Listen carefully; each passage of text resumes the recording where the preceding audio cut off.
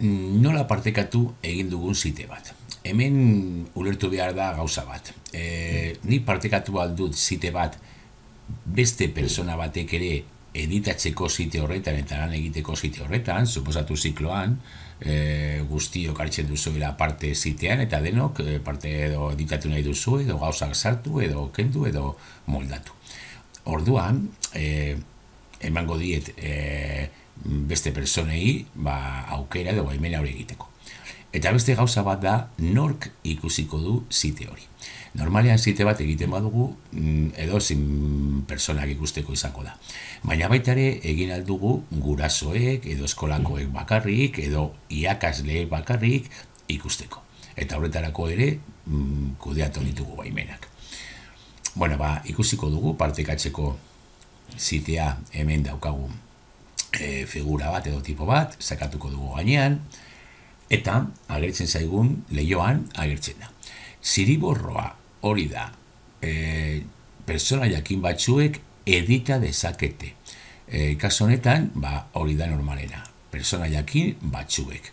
Eta gainera zer jartzen du, desaktibatua, persona jakin batzuek. Nik jartzen ditudanak, normalean hau bete utziko dugula, gorde, eta hemen jarriko ditugu jendea gonbidatzeko eta zer egin alduen. Edita dezake edo argitaratutako bersioak ikus dezake. Nahi badugu beste bat gurekin batera editatzea, aukera hau erabiliko dugu eta hemen jarriko dugu bere helbide, bere korreo elektronikoa. Horrela, haiek ere editatuko dute gurekin. Bigarren aukera. Behin argitaratuta nork ikusi.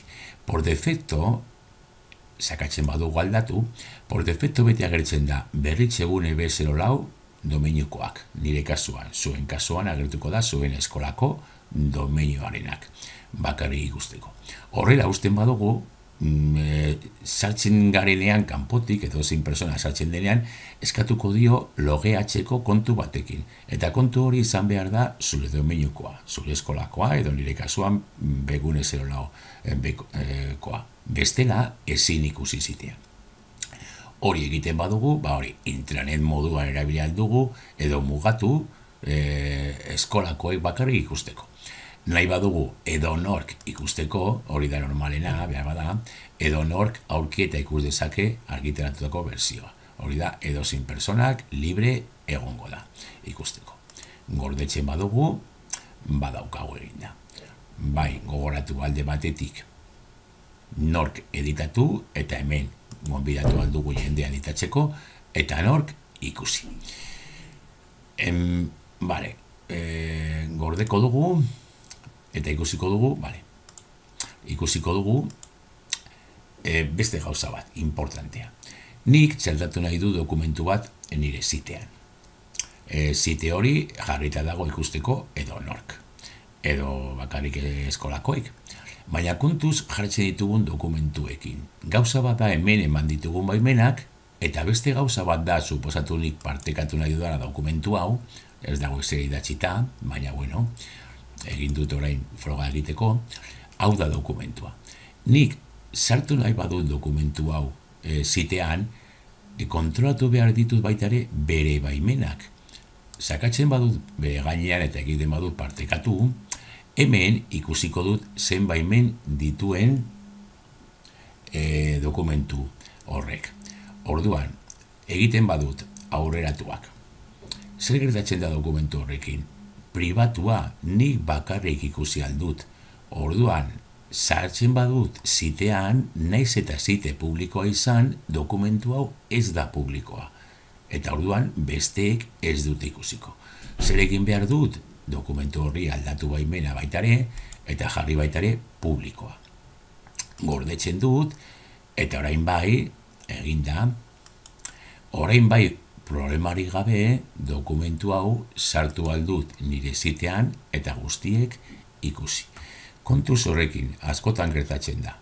Sartzen ditu dokumentuak eta gero, esaten didate ez dutela ikusten dokumenturen bat. Hori, normalean ekiritzeko eta ziteetan lan egiteko nik gomendatzen dut beti, zite bat egiten baduzu, zure drivean karpeta berezi bat sortu karpeta berezi bat site horretarako, adibidez, site mate,